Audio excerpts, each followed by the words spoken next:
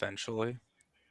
Welcome, everybody, to another edition of the Fade You podcast. We are in week one of college football, and somehow my daughter turned off college game day, and I'm watching some bullshit cartoon. But it is what it is.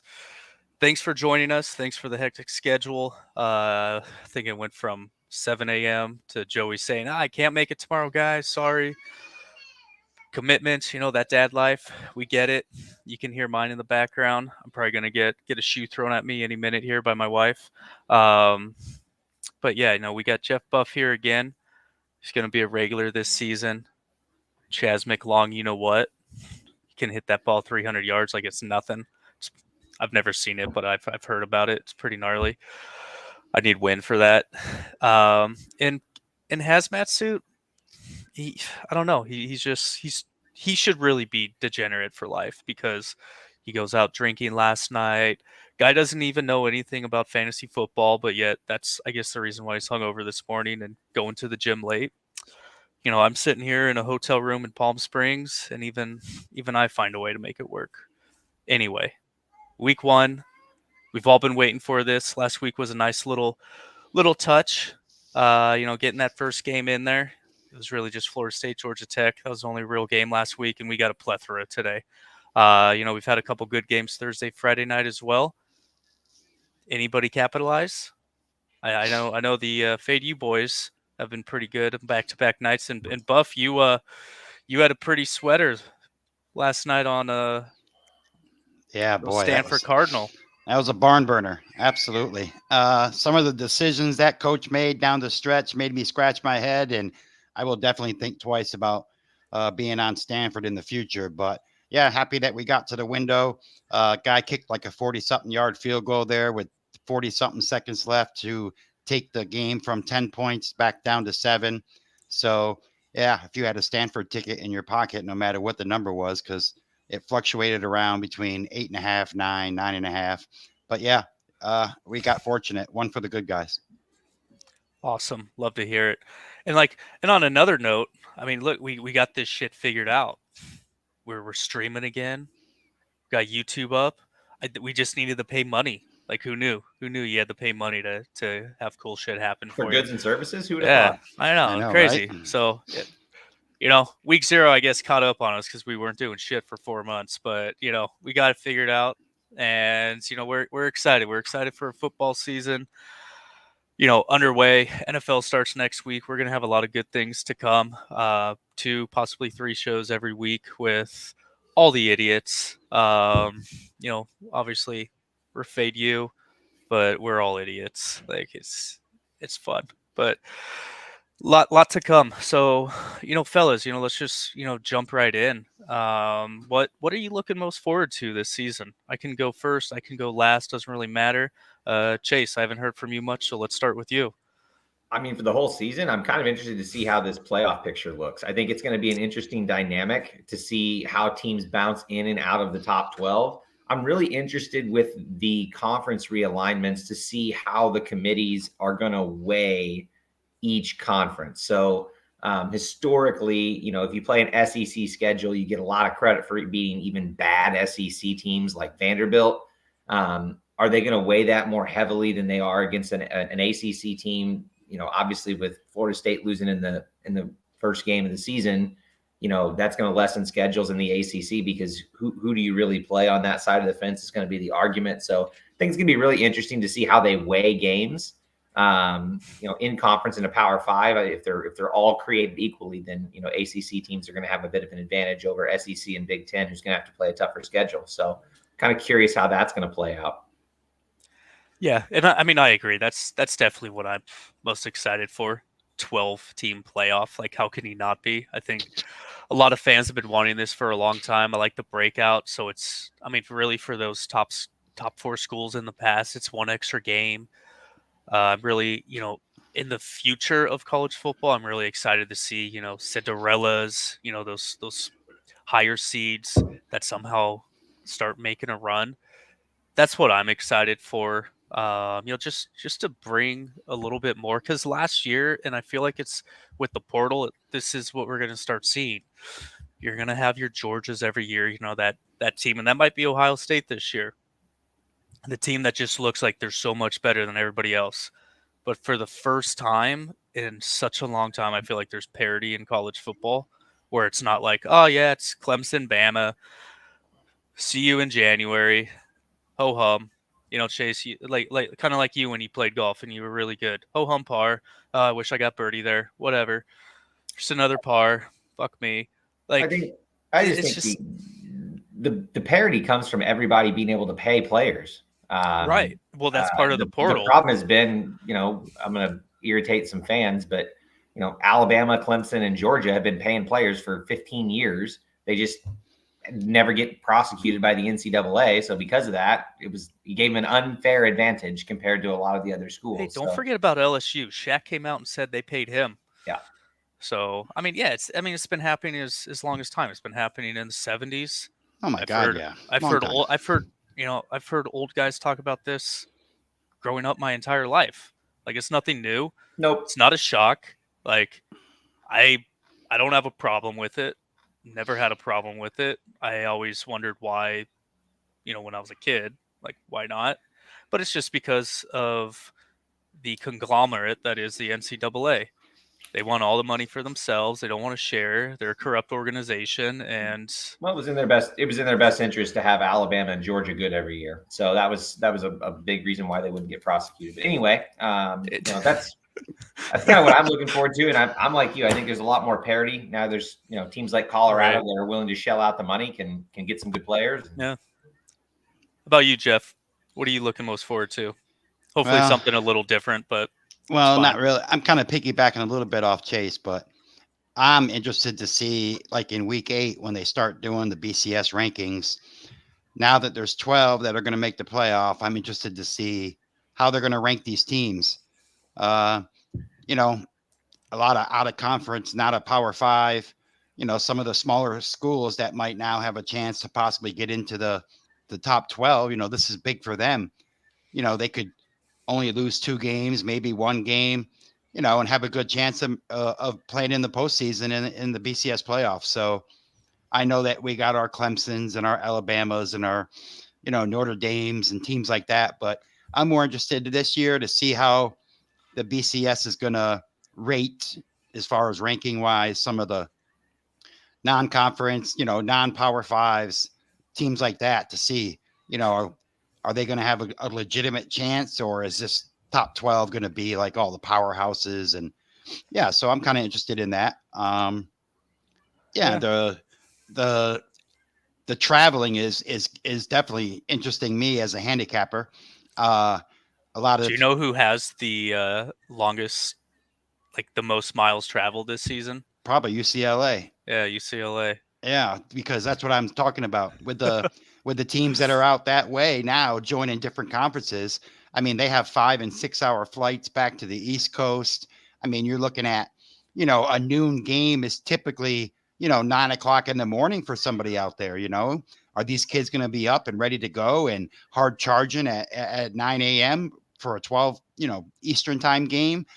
Things like that. So I have a bunch of notes that I wrote down of things that I'm going to keep my eye on this year when I look at box scores and stats and stuff like that from games, to try to help me out going forward, and, focusing more on, things like that, because I really think that that's going to have a factor. Yeah, 100%. 100%. And, as we start, going into, I mean, Chase, why don't you give out your bet today? Because that ties into what I want to bring up next. My best bet is Fresno State plus 21. Yeah. I think for a myriad of reasons, I love Mikey King. I think he's a really underrated quarterback. He's been pretty damn good for Fresno State for the last couple of years, as long as he's healthy. Michigan lost half of everybody. I think Donovan Edwards is a tremendous running back, but they're going to be significantly worse than they were last year. New head coach. And then on top of it, they play Texas next week. So if there is a such thing as a week 1 look ahead game, this would be it, with them looking to Texas next week and kind of overlooking Fresno State. 21 points is too many for me. Yeah, and we started talking about this before we went live, is, look ahead lines. And, initially I'm like, man, like, dude, are teams actually looking ahead in week 1? Because in my head, it's like, you're looking, to me, it's trying to like go back to, the younger years. It's like you're looking so forward to that first game, almost in words of Mr. Hamill, irregardless of who you're playing, because especially in college football, you just want to fucking hit somebody. Like you literally want to break somebody's arm. I remember in high school football, like I know high school football, but like my buddy and I, our goal, like not our goal, like that sounds really bad, but we were just joking around because we're just so eager to get out there and hit somebody to break somebody's arm, and we legit did it. Like we weren't trying to, but like we were just like we're just so amped wanting to like fuck somebody up, just strung out high school kids. Hell But yeah. like I just feel like that's how even these kids are. I mean, they're college kids. They're 17 to Yeah. 20 years old, like so. But I like you do get me a little bit because what was the other game we're talking about? Was it just this one? Maybe it was, but For the other one that I was talking about for a look ahead, UTEP is at Nebraska. Nebraska's got Colorado next week, which is going to be a huge TV game. I mean, if you're interested in some of the culture aspects of it, how much is revenge from playing? last year too. Yeah, exactly. How much is Like playing a I shit could, talking Colorado team factor into that? yeah, and I can totally like buy into that, but still, it's like, is I don't. You I couldn't feel like pay. the look ahead is more maybe if you're to get me on board, like possibly for Michigan because they're defending national champions, but like mainly for those top 5 schools, like when you come out play, whoever, Jackson State. Sure, I can see that, but still, it's like you can overlook them because of the talent level. I just don't know if these schools necessarily do. Jeff, what like how do you see it? I wouldn't. Clara doesn't agree. Yeah, I mean, I don't know. UTEP to me, I watched a couple of their games last year because I have the football package, and so I DVR a lot of games, and then I watch them during the week on days that I work from home. UTEP was really, really bad last year. Yep. They got a brand new coach uh, who's going to try to turn things around, but I was kind of impressed with what Rule did last year with Nebraska. They started playing decent. I don't know. I wouldn't put money on UTEP if it was me. I agree with the look ahead spot with Nebraska possibly thinking about next week already. But also, when I saw that line and saw that it was below 30 points, it kind of made me raise my eyebrows because that was kind of similar to Oklahoma last night. Oklahoma, you know, they won that game by 50 something and the point spread was only 40. So I don't know. I mean, yeah, look ahead spot. Definitely. I don't know. To me, I feel like that plays more of a role in NFL to me than college. But I mean, the rosters are a lot bigger in college. They I don't know. That's a And tough one. I mean, there it is. Chase is on an island by himself. I'm okay with it. No, I'm And not yeah, saying I didn't say no, I know. I didn't say I disagree with them. I just I said mean, that with the other games on the schedules today, I don't think I would be running to the window to take UTEP is what I'm saying. yeah, no, and this is solely a week 1 discussion because obviously as you start going through the season, yes, I believe in look ahead spots in college football. Yeah, you Um, and Especially with a brand new head coach. I mean, you don't know what and we don't know what we're gonna get from this team now with a brand new coach. And just to be clear, I haven't gotten to the window on UTEP. It was one that I Right? was looking at though, because I was like, that's a revenge game from last year. Nebraska's probably looking forward to next week already. yeah, Absolutely. That's a good look. awesome. And our third and last discussion point, and it's beautiful how these all tied in together with really not trying to do it, but FBS schools versus FCS schools. So it's a perfect segue because our missing man, Mr. Joey Cheese, DGen for life, which I think is why all of you fellas on YouTube are watching, is for this specific play. He's probably giving it out to some of you. I'm gonna try to hold off as long. I'm just fucking with you guys. So he loves this game, Oklahoma State against South Dakota State, the Jackrabbits. So this line is insane. I woke up. I mean, it was plus 9.5 early in the week, went to 10, back to 9.5. I woke up, I don't know, 7 Pacific time. It's up to 11. 20 minutes later, Chase is texting us, wow, it's up to 13. Now it's 13.5. I don't know if it's going higher. But our boy Joey, he's on +10 with the Jackrabbits, and I love the Jackrabbits for college basketball. I kind of forgot they had a college football team. Chase let me know they gave up 9 points per game last year, which is obviously like, wow. But who do they play? Like, that is the discussion here. Like, how do you equate? And we saw a little bit the other night with Colorado and North Dakota State, but North Dakota State's always, putting up championships. They're always one of the best in that league. But still, you could see, even with Colorado, who, 6-7 wins this season, like, Yeah, it's just apart, like, he texted me this morning, and then I called him, and we were discussing this, and I was telling him, I was like, man, I was like, you seem to kind of sometimes find these diamonds in the rough, on these games, but me, that's one thing that I really haven't done over the last 3-4 years is I haven't dug a lot into the FCS schools. There's so many regular ones that we look at on a weekly basis for college football that, he does a good job of finding these diamonds in the rough in the in FCS. So this might be a good one to jump on and cash another ticket. Yeah, I mean, when he says it's a 2-unit banger, that means it's a 2-unit banger, right? Yeah, and I mean, if he were here, he'd take the rest of the show screaming on why. Like, I wish we knew the why. Like, Joey is so good. Like, say what you want about the man, but he is so good about putting in the research. Like, where most will put in 30 minutes. Like, add a 0 to that. Like, he at bare minimum. Like, he doesn't start throwing money around just to throw money around. Like, there's a big reason why. Yeah, and he's well prepared. He's always well prepared. Yeah.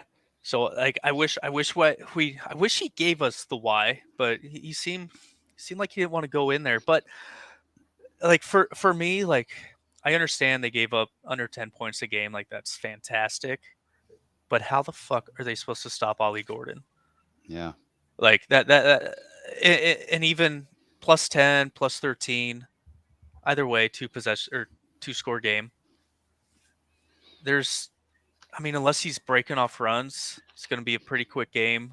I'm sure they're going to use him early and often because I don't know enough about Oklahoma State, but from what I watched last year, I hope they have a new quarterback. I don't know if anybody knows that, has that answer, but their quarterback last year. Well, they had 3 of them. So yeah, like they just had no passing game. And God, Chase, I remember one Friday night we ended up getting to the door on them and instantly regretted it. Like, it was painful. It was worse than watching Iowa's offense. I listen to some of the shows on VSIN in the morning when I'm never heard of them. Yeah, never. When I work from home. And I can't remember who it was, either Spreetzer or Moss or Humans. One of those guys said that they were like their sleeper team this year was Oklahoma State. So I don't know. We'll see. I don't know.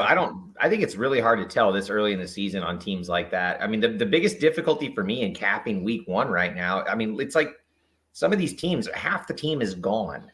Right. So Right. When you're capping a whole new team, I mean, the biggest concern for me when I see that is in football, you need continuity, especially on the offensive and defensive line. If you don't have continuity, these guys are not used to playing together. They don't have any reps together. Things get really wonky really quick. I mean, to me, that's what I'm looking at with I'm going to segue into another game, the Texas A&M and Notre Dame. Notre Dame's got 2 freshmen starting on the offensive line today. Texas A&M has got a gnarly defensive line. I don't know that I don't have a side in that game. I've gone back and forth both ways, but I don't like that matchup. Typically, Notre Dame's got a good offensive line, but I think they're a little down this year on the O-line and maybe a little better in the skill positions than they are in years past. But I could see that being a real problem for Riley Leonard in his first game at Notre Dame if he's just running for his life back there. Well, we can kind of segue into one of mine because I'm on something in that game. And I have no idea how people think they're going to get to 47 points. I like the under. A lot of what Chase just said, Riley Leonard, absolutely brutal place to start your Notre Dame career, going on the road and playing at A&M. A&M is no offensive powerhouse whatsoever. Notre Dame, one of the top 20 defenses in the country the last couple of years. This year, they have tons of people back. To me, it seems like a 21-20, 23-20 kind of game. I looked, there's like 70% of the tickets that are on the over. And I went back to the drawing board a couple different times last night when I was watching the games, looking at, statistics and box scores and things like that from last year, and looking at, some of the write-ups from the magazines that I have. And yeah, I just can't see it. So I jumped in and I'm on under 47. I agree 100%. I love that. I think these are two of the top 5 or 10 defenses in the country. So I love Mike Elko at A&M. He's a great defensive coach. And I think Notre Dame's defense is pretty gnarly this year. So, I mean, to me, this is a race to 20. First team to 20 wins. I agree. Right. And that leads me into one of my plays, Notre Dame +3. Obviously, you guys probably all know me as the Trojan, whatever. But basically for what Chase was saying, I think it's going to be a defensive game. I love the way this correlates to the under, to what Jeff was talking about, because it is going to be a low-scoring game. Maybe later in the game on the road, offensive line, when it gets loud, that's probably something. But I don't look at the line as heavily as I do in the NFL, in college football, just because they're all kids. Like, I don't. And if there's one school where I believe that they know how to actually develop players and develop them quickly, it's going to be Notre Dame. Yeah, for sure. So it's not a major concern for me. They're going to run that fucking ball. They always find a way to have a new running back. Look at the 2 running backs they just thrown out of the NFL in recent years. Kyron. Jeremiah loves the stud this year. Yeah. Running back. Got another big running back, guys. Like, they're going to control this ball. +3 is a great number. Oh, yeah. Like, if I'm off on this, it'd be Notre Dame or nothing for me too. Yeah, so I just don't see how Notre Dame gets steamrolled in this game. Like, I actually have them as this might be the best team Notre Dame has had in 20 years, in my opinion. They got a couple good guys from the transfer portal. Like, too. this is a big first game. Obviously with questions, but all the great schools who have ever done anything in college football, they had a game like this. 20 years ago, it was SC against Virginia Tech. Yeah, they'll be great as long as nobody has a fake girlfriend. Yeah. Leave Manti alone. Yeah, we've all been there, guys. It's hard for all of us at some point. But moving on from that game, it's about 7 minutes left in this show. How many more plays do each of you guys have? I just have one more now. I mean, I've got other ones that I'm very interested in, but I don't have anything that I would say is worthy to get to the window on. How about you, Mr. Jeffrey? Chase, what are you looking at? I like Maryland. I like Maryland early -19. I think it's going to be a different looking team without little Tua, but it's more of a bet against UConn than anything. I think they're dog shit. Yeah. Home team in Maryland. They're going to want to come out and make a statement in game 1. I wouldn't be surprised to see them run it up. I didn't pick anything in that one. What else? I mean, that's the main one for me. I mean, do you have an opinion on Georgia? I got a really good number. Like I said, I gave it out Monday to my group. We got 13.5 on Monday. So you're on Clemson. Yeah, we got 13. Okay. We took 13.5 on Monday as soon as we kind of woke up and got moving. And when I saw that line as high as it was, that one in Florida. What do you mean woke up? The number's been like that for months. Like, I remember telling these guys, like, the first 3 games I looked at was Clemson +13.5, SC +6.5. We know where that line is now. Both those lines are now. And then I'll wait for the last one. But it's like, to me, it's crazy how long it took for this line to start moving. I got one more for you, Buff. No. Wyoming +7. Ooh, okay. I think Herm Edwards absolutely destroyed the Arizona State program irrevocably for like 2 or 3 years. I think they're garbage. Highly approved. This year 3? Do what? Isn't this year 3? Yeah. Highly approved. I do think, and I lean Wyoming too. I might, depending on how these games go, I might throw some fun money on there. Because because Arizona State's just not going to be good. But like Wyoming, I don't know if they're actually as good as they've been in years past. I know they always have that good home field, so they have those nice upsets. But on the road, it's not like Arizona State's a tough place to play. Yeah, and I'm But worried. I would be worried. I mean, Wyoming lost their coach too, so it's not going to be the same program. So I mean, I am a little worried about that. That's why I haven't gotten to the window on it. But and I don't. Where's this game being played? Tempe. I think. Yeah, no, it is. It's like 111 there, guys. Like I don't know how hot it gets in Wyoming, but I don't think it gets quite Not that 111. hot.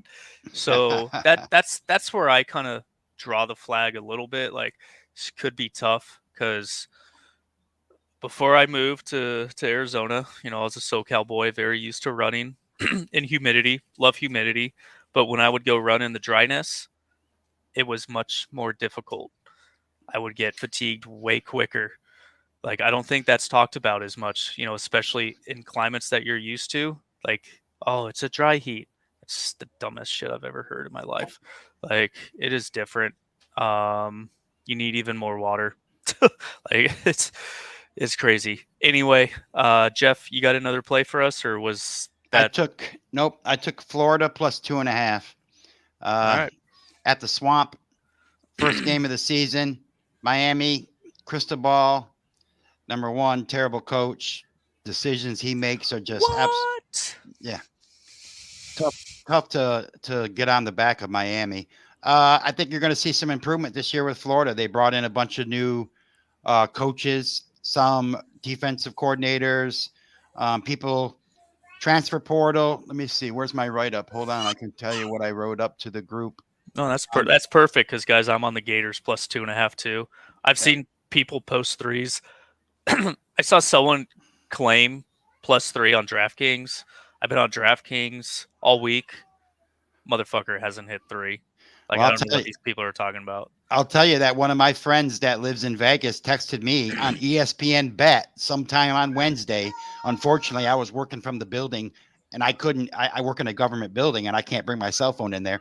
But I know at some point on Wednesday on ESPN Bet, that line was Florida +3. That's crazy. Because I was looking, but ESPN Bet, they're probably just trying to pull money because nobody's taking the Gators. Yeah. And Cam Ward, great quarterback. But this is where I look at it.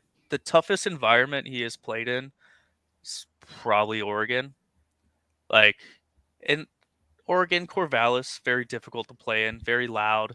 Even Huskies can get pretty raucous, but nowhere near the Swamp. Being a Pac-12 guy, I've been to a lot of stadiums. I think Mertz is going to have a good year. They got they got a good running back, Johnson too, who got a little bit of playing time last year, but he was the second string. And now the other kid that was there, he graduated, he's gone. So Johnson's going to be the starting running back. He had a couple big games last year. They got 2 of their wide receivers back. Defense should be better. They brought in 3 new coaches on the defensive side to improve their linebacker and back end position, safeties and corners. They picked up 3 good offensive guys from the transfer portal. They do have a tougher schedule this year, so this is an important game for them to try to get off to a good start. Miami, obviously, nothing special. Cristobal is the head coach. Something also to look at. Florida Gators have not lost an opening game against a non-conference opponent in 36 years. Bam. And woo! That was probably going to be I was hoping we were going to say that, but that was like one piece, which kind of makes me hate it a little bit, but it just shows you how tough the Swamp is. I really have nothing to add. We got 50 seconds left, guys. One other one I like. I think it's on Monday, but I do like USC plus 4.5. That's tomorrow. Oh, yeah, okay. I'll probably get there too. 4.5. Like, I have a little bit on 6.5 from 6 weeks ago, but I'll probably be posting 4.5. Nice. Yeah, I like that one. So, I mean, that's it, guys. We got South Dakota State plus 10, and that's all I can remember. We got Notre Dame. Fresno State plus 21. That's what I was trying to remember. Notre Dame plus 3. Under 47. Under Clemson Notre Dame plus 13.5. Florida plus 2.5. So, guys, we are lots of winners. Sports. We are the conglomerate of those motherfucking idiots. Anyway, it's been 30 minutes. As promised, I keep this shit on point. Let's go. Crack open those mimosas. Do whatever it is. It's week 1 college football. We got one game tomorrow, one game on Monday, and then it's the NFL. Let's have at it, boys. Enjoy all the games. Yeah, Cash some enjoy it. tickets. Have fun. Let's Cash catch some it. tickets. That's right. And if Mr. Duke was here, I don't even remember what we used to say. Don't bet on poop. Yeah, just don't. But hey, catch his 6-pack of poop. It is up and posted now, so make sure you give that a follow.